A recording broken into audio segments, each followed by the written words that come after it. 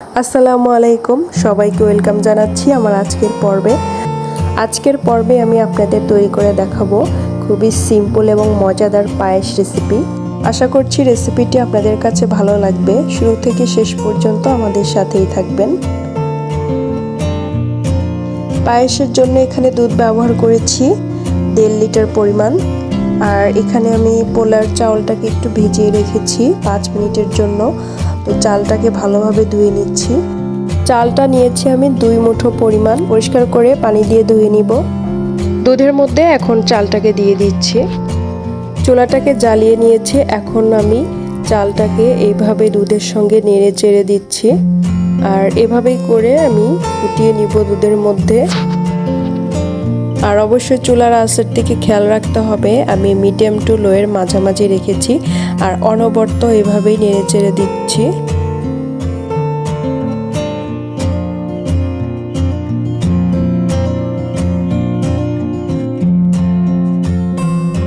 একটা সময় দেখা যাবে দুধের উপরে পায়েসের উপরের লেয়ারটা কিন্তু সর পড়েছে। এই সরটাকে ভালোভাবে ভেঙে দিচ্ছে এবং দুধের সঙ্গে মিলিয়ে দিচ্ছে।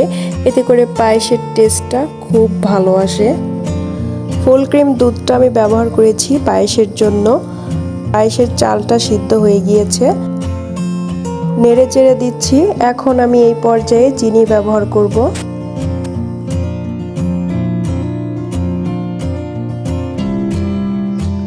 চিনি আমি দিয়ে দিয়েছি 1 কাপ পরিমাণ।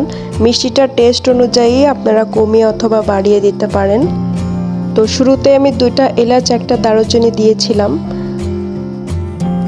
পায়েসের টেস্টটাকে আরও দ্বিগুণ করতে এখানে আমি গুঁড়া দুধ ব্যবহার করছি। এখানে 1/2 কাপ পরিমাণ গুঁড়া দুধ ব্যবহার করেছি এবং এর সাথে ভালোভাবে আমি দুধের সঙ্গে মিলিয়ে দিচ্ছি যাতে দুধের সাথে ভালোভাবে মিশে যায়। আর সামান্য 1 চিমটি পরিমাণ লবণ অ্যাড করেছি। মিষ্টি খাবারে লবণটা দিলে মিষ্টির টেস্টটা ভালো আসে। এভাবে আরও 2 মিনিট জাল করে আমি চুলা থেকে নামিয়ে নিব। আর এখন হচ্ছে 2টা এলাচ আর দারুচিনি দিয়েছিলাম, তো সেটা আমি তুলে ফেলেছি।